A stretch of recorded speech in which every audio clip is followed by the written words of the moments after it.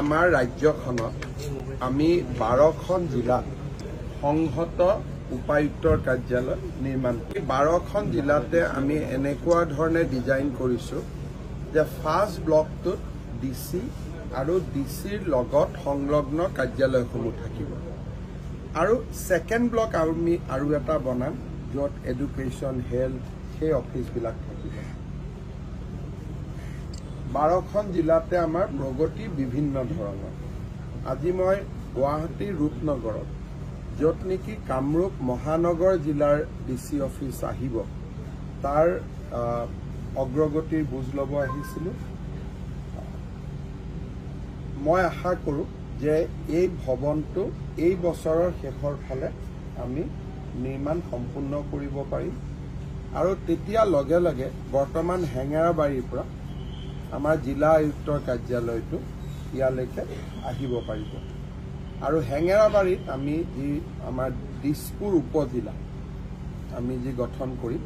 সেই উপজিলাই হেঙেৰাবাৰীৰ বৰ্তমানৰ কাৰ্যালয়ৰ পৰা কাম চলাই থাকিব পাৰিব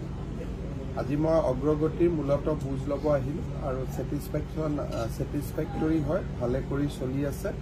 আৰু তেওঁলোকে মোক কথা দিছে যে এই বছৰৰ অক্টোবৰ মাহৰ ভিতৰত গোটেই কামখিনি সম্পূৰ্ণ কৰিব লোক নিৰ্মাণ বিভাগৰ ইঞ্জিনিয়াৰবিলাকে কনফিডেন্স দেখুৱাইছে যে এই বছৰৰ অক্টোবৰৰ ভিতৰত তেওঁলোকে কাম কমপ্লিট কৰিব পাৰিব তিনিচুকীয়াৰ মেধাৱী ছাত্ৰ IIT ষ্টুডেণ্ট খড়গপুৰৰ তেওঁৰ এই হত্যাকাণ্ড বুলি মৰণোত্তৰ পৰিচয় ওলাইছে আৰু মাকে আপোনাৰ হস্তক্ষেপ বিচাৰি CBI তদন্ত বিচাৰিছে এই বিষয়ত মই আগতেও য'ত যেনেকৈ পাৰোঁ সহায় কৰি আছিলোঁ কলিকতা উচ্চ ন্যায়ালয়ত গোচৰটো চলি আছে আমি চেষ্টা কৰিম যাতে হাইকোৰ্টে এই গোচৰটো CBIলৈকে হস্তান্তৰ কৰে ইয়াতে 50 কোটি টকা ব্যয় সাপেক্ষে বিল্ডিঙৰ কামটো চলি আছে ইয়াতে প্ৰায় 200খন গাড়ীৰ পাৰ্কিঙো হ'ব পাৰিব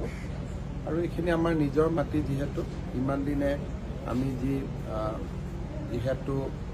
পাণবজাৰৰ পৰা অফিচটো তুলি আনিলোঁ স্থায়ী ঠিকনা এটা নাছিল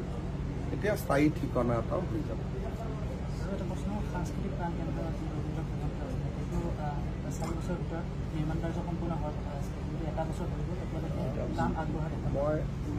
মই চোৱা নাই ৰবীন্দ্ৰ ভৱনটো কালচাৰেল ডিপাৰ্টমেণ্টে কৰি আছে মই চাই দিম মই খবৰ লোৱা নাই তেনেকৈ